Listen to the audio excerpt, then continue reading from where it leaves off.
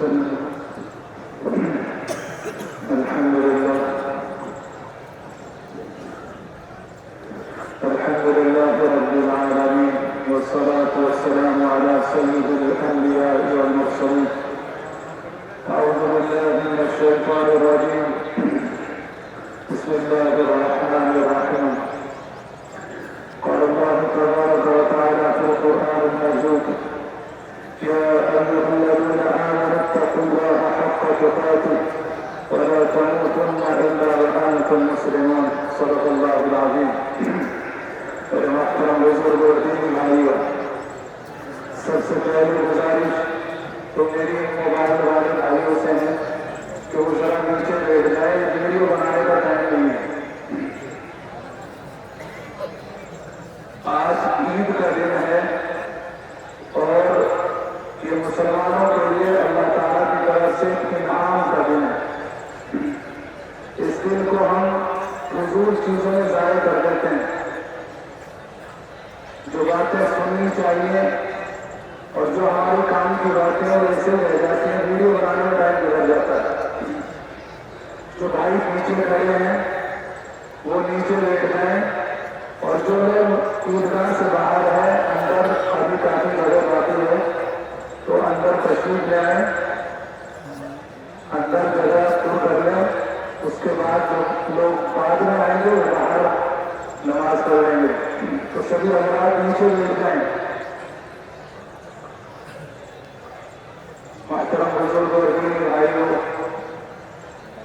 اسلامی تاریخ میں عید کا دن ایک خوشی اور مسرت کا دن ہے، اور در حقیقت یہ اللہ تعالیٰ کی طرف سے مسلمانوں کے لیے ایک انعام کا دن ہے. اللہ تعالیٰ کا بہت بڑا احسان اور اس کا کرم ہے کہ اس نے ہمیں سب سے پہلے رمضان مبارک عطا فرمایا، اور اس رمضان کے مہینے میں ہماری بساط کے مطابق جیسی اللہ نے ہمیں ہمت کی، استطاعت دی، اس کے مطابق روزہ رکھنے، تراویح پڑھنے اور دیگر عبادات کرنے کی توفیق عطا فرمائی. اب اگر ہم اپنی طرف دیکھیں، اپنے اعمال کی طرف دیکھیں تو بظاہر مایوسی ہونے لگتی ہے کہ ہمارے اعمال کیا ہیں. نہ ہم سے روزے کا حق ادا ہوا، نہ تراویح کا حق ادا ہوا، نہ تلاوت کا حق ادا ہوا، نہ رمضان کا حق ادا کر پائے.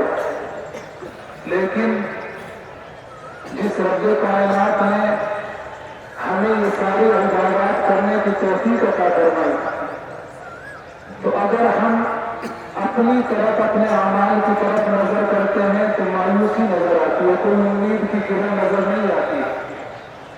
لیکن جب اس رب کائنات کی طرف دیکھتے ہیں کہ جس نے ہمیں یہ ساری عبادات کرنے کی توفیق دی ہے، تو پھر مایوسی کا کوئی راستہ نظر نہیں آتا. کیوں؟ اس لیے کہ سوال یہ ہے کہ ہم اپنی نااہلی کو دیکھیں، چونکہ ہم تو نااہل ہیں. ہم اپنی نااہلی کو دیکھیں یا اللہ تعالیٰ کی رحمت کو دیکھیں، کیونکہ اللہ کی رحمت سے بڑی کوئی چیز نہیں ہے. اور جب اللہ کی رحمت سے بڑی کوئی چیز نہیں ہے تو انشاءاللہ اللہ کی ذات سے امید رکھنی چاہیے کہ ہم نے اس مہینے میں جتنی بھی عبادات کی ہیں وہ اللہ تعالیٰ ضرور قبول فرمائیں گے. کیونکہ انسان اللہ تعالیٰ کی توفیق کے بغیر کچھ نہیں کر سکتا. ہم نے جیسی بھی ٹوٹی پھوٹی ناقص عبادتیں کی ہیں وہ سب اللہ کی توفیق سے کی، اور ہماری عبادت کبھی مکمل ہو ہی نہیں سکتی. ہم ہمیشہ ناقص ہی رہیں گے، ادھورے ہی رہیں گے. اور ہم اور آپ کیا ہیں جو سارے جہاں کے سردار ہیں، سرور کونین محمد عربی صلی اللہ علیہ وسلم، جو ساری رات عبادات میں گزار دیتے تھے اور عبادت کرتے کرتے پیر سوج جاتے تھے، آنکھوں سے آنسو ٹپکتے رہتے تھے.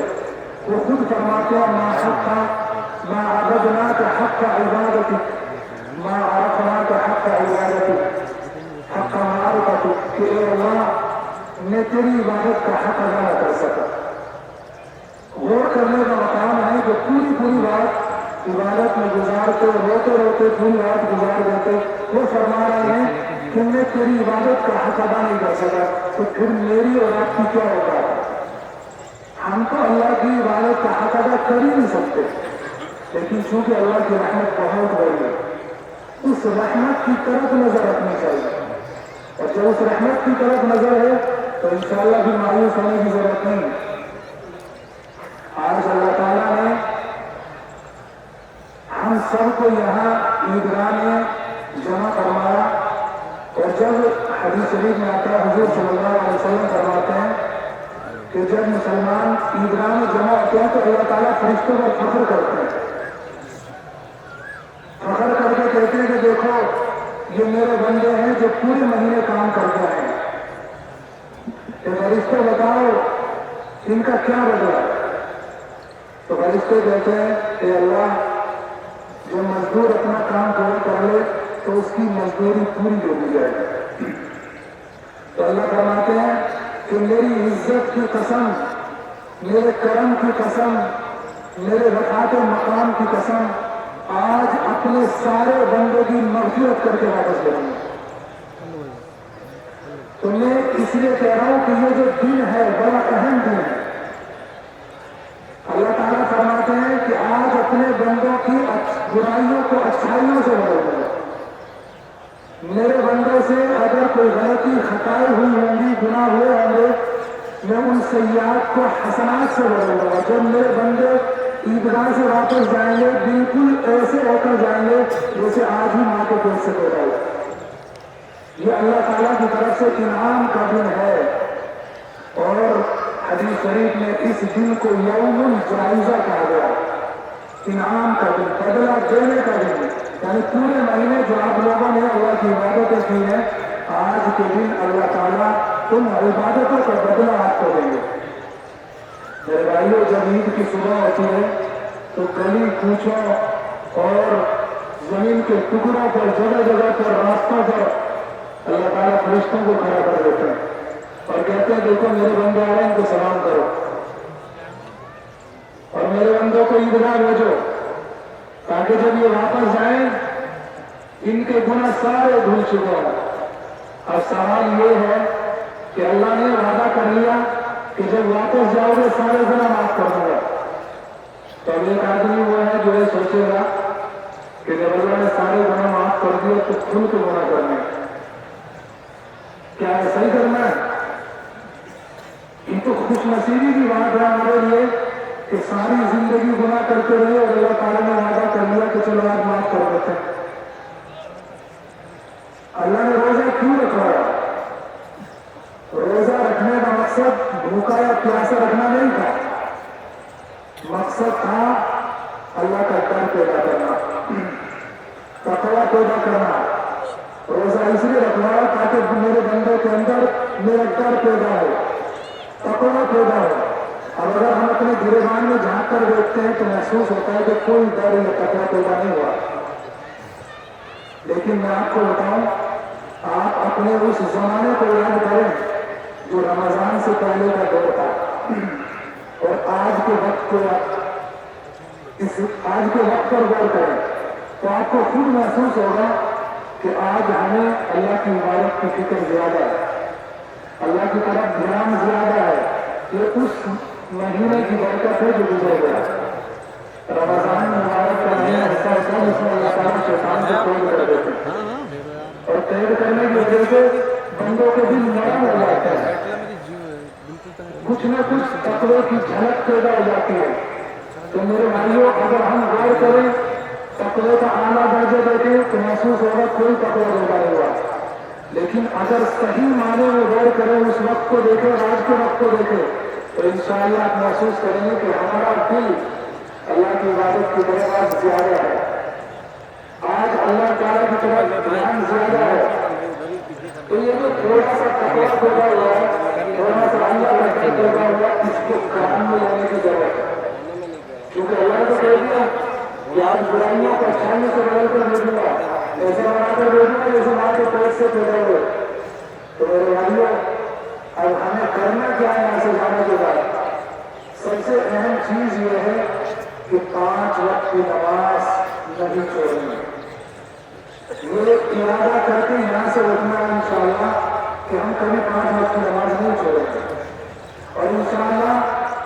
میں جا کر جماعت کے ساتھ ادا کرنا۔ دوسری بات، رمضان میں ہم نے قرآن خوب پڑھا، ہم پورے سال اتنا نہیں پڑھیں گے لیکن انشاءاللہ روزانہ کچھ نہ کچھ ضرور پڑھیں گے، یہ ارادہ کرنا کہ اللہ تعالیٰ زیادہ بھی توفیق دے گا۔ تیسری بات، یہ اللہ سے وعدہ کریں کہ انشاءاللہ آپ کے بعد حلال کھائیں گے، کبھی حرام کے پاس نہیں جائیں گے، ہمارے اندر جو بھی لقمہ جائے گا انشاءاللہ وہ حلال کا لقمہ جائے گا، اور ہمارے بچوں کو بھی انشاءاللہ اپنے بچوں کو بھی حلال کھلائیں گے۔ اور تیسری بات، چوتھی بات یہ کہ دیکھو اللہ کے نبی نے فرمایا المسلم من سلم المسلمون من لسانہ ویدہ، کہ مسلمان وہ ہے جس کے ہاتھ اور زبان سے دوسرے لوگ محفوظ ہیں۔ ایک مسلمان کی ذات سے، اس کی زبان سے، اس کے ہاتھ سے کسی دوسرے کو تکلیف نہیں پہنچنی چاہیے۔ آج اگر ہم دیکھتے ہیں کہ مسلمان بےعزت ہو رہا ہے، ذلیل ہو رہا ہے، اس کی وجہ ایک یہ بھی ہے کہ حضور کی سنتیں چھوڑ دی۔ مسلمان اللہ کے نبی کی حدیثوں پر عمل کرنا چھوڑ دیا۔ مسلمان کی شان نہیں ہے اس کی ذات سے کسی کو تکلیف پہنچے۔ مسلمان ایسا ہونا چاہیے کہ اس کی ذات سے کسی کو ذرا سی بھی تکلیف نہیں پہنچنی چاہیے۔ اور یہ وعدہ کر کے انشاءاللہ ہم یہاں سے جائیں گے کہ انشاءاللہ آج کے بعد ہماری زبان سے کسی کی برائی نہیں ہوگی، کسی کو تکلیف نہیں پہنچے گی۔ اور یہ ساری چیزیں ہم سے اس لیے ہوتی ہے کہ آج ہم دیکھتے ہیں کہ ہمارے مسلمان بچے کوئی بیڑی پی رہا ہے، کوئی سگریٹ پی رہا ہے، کوئی نشے میں مبتلا ہے، طرح طرح کی برائیوں میں مبتلا ہے۔ اس کی وجہ یہ ہے کہ ہم ان کے بچپن پر دھیان نہیں دیتے، ان کی جو دینی تعلیم ہے اس پر دھیان نہیں دیتے۔ تو اگر ہم اپنے بچوں کو دینی تعلیم سے محروم رکھیں گے تو پھر آپ وہی مسلمان، وہی ایک آدمی کھڑا ہوا نظر آئے گا جو لوگوں کی کھال کھینچتا ہوا نظر آئے گا۔ جب تعلیم نہیں ہوگی تو آدمی کیا کرے گا؟ دوسروں پر ظلم کرے گا، زیادتی کرے گا۔ اور اللہ فرماتا ہے ان اللہ لا يحب الظالمین، اللہ ظلم کرنے والوں کو پسند نہیں کرتے۔ ان اللہ لا يحب المعتدین، اللہ تعالیٰ زیادتی کرنے والوں کو پسند نہیں کرتے۔ تو میرے بھائیوں، اپنے بچوں کی تعلیم پر دھیان دو۔ اگر اپنے بچوں کے مستقبل، ان کے فیوچر پر رحم کرنا چاہتے ہو تو انہیں کم از کم قرآن کریم نازلہ ضرور کرو۔ آج ہماری بچیاں، ہمارے بچے نہ باپ کی سنتے ہیں نہ اپنے بڑوں کی سنتے ہیں، اس کی وجہ یہی ہے کہ ہم بچپن میں دینی تعلیم سے محروم رکھتے ہیں۔ تو انشاءاللہ یہ 3-4 چیزیں ہیں کہ انشاءاللہ نماز نہیں چھوڑیں گے۔ دوسری چیز، حلال کھائیں گے، حرام سے بچیں گے، اپنے بچوں کو بھی انشاءاللہ حلال کھلائیں گے۔ اور چوتھی چیز یہ ہے کہ ایک مسلمان کی ذات سے انشاءاللہ کسی کو تکلیف نہیں پہنچے گی، نہ ہماری ذات سے نہ کسی کی برائی کریں گے، نہ غیبت کریں گے۔ یہ وہ ساری چیزیں ہیں جو ہم رمضان مبارک اور دیگر پورے سال عبادتیں کرتے ہیں، ان گناہوں میں مبتلا ہو جاتا ہے، ساری نیکیوں کا بیڑا غرق ہو جاتا ہے۔ تو ٹائم قریب ہو گیا ہے، انشاءاللہ اللہ سے وعدہ کرے اللہ مجھے بھی اور آپ سب کو بھی عمل کی توفیق عطا فرمائے۔ نماز چونکہ عید الفطر کی نماز ہے، یہ 2 نمازیں ہوتی ہیں سال میں، تو نماز کا جو طریقہ ہے وہ سمجھ لو۔ سب سے پہلے نیت کرنی ہے۔ نیت کا مطلب ہے دل سے ارادے کا نام نیت ہوتی ہے، زبان سے کہنا ضروری نہیں۔ دل سے نیت کر لیں کہ میں عید الفطر کی نماز پڑھ رہا ہوں، اس ایمان کی ابتدا میں اللہ کی رضا کے لیے کہتی ہے۔ اور زبان سے کوئی کہنا چاہے 2 رکعت نماز واجب عید الفطر 6 زائد تکبیروں کے ساتھ پیچھے اس امام کے رکن اکابر شریف کی طرف اللہ اکبر، یہ تو ہے نیت۔ اس کے بعد نماز کا طریقہ یہ ہے کہ سب سے پہلے جو ہم نیت باندھیں گے، اللہ اکبر کہتے ہیں ہاتھ باندھ لیں گے، اس کے بعد ثنا پڑھیں گے، اور ثنا کے بعد اللہ اکبر کہتے ہوئے ہاتھ اٹھائیں گے، چھوڑ دیں گے، پھر اللہ اکبر کہتے ہوئے ہاتھ اٹھائیں گے، چھوڑ دیں گے، پھر تیسری مرتبہ اللہ اکبر ہاتھ کہتے ہوئے ہاتھ اٹھائیں گے اور ہاتھ باندھ لیں گے۔ اب سورۃ فاتحہ ہوگی، اس کے بعد سورت پڑھی جائے گی، 2 رکعت مکمل ہو جائے گی۔ دوسری رکعت میں इमाम खड़ा होगा, हम सब खड़े हो जाएंगे, फिर सूरत फातिहा पढ़ेंगे, सूरत मिलाएंगे। रुकू में जाने से पहले फिर 3 तकबीरें हैं। अल्लाह अकबर कहते हुए हाथ उठाएंगे, छोड़ देंगे, फिर अल्लाह अकबर कहते हुए हाथ उठाएंगे, छोड़ देंगे, तीसरी मरतबा फिर अल्लाह अकबर कहते हुए हाथ उठाएंगे, छोड़ देंगे, चौथी मरतबा अल्लाह अकबर कहेंगे लेकिन हाथ नहीं उठाएंगे, रुकू में चले जाएंगे। इस तरीके से नमाज मुकम्मल हो जाएगी। फिर दुआ होगी इंशाअल्लाह, खुतबा होगा, खुतबा सुनना सुन्नत है, सुनना चाहिए, उसके बाद दुआ होगी इंशाअल्लाह। सफर सीधी कर लें और अंदर जहाँ भी जगह खाली है, जो बाहर लोग खड़े हैं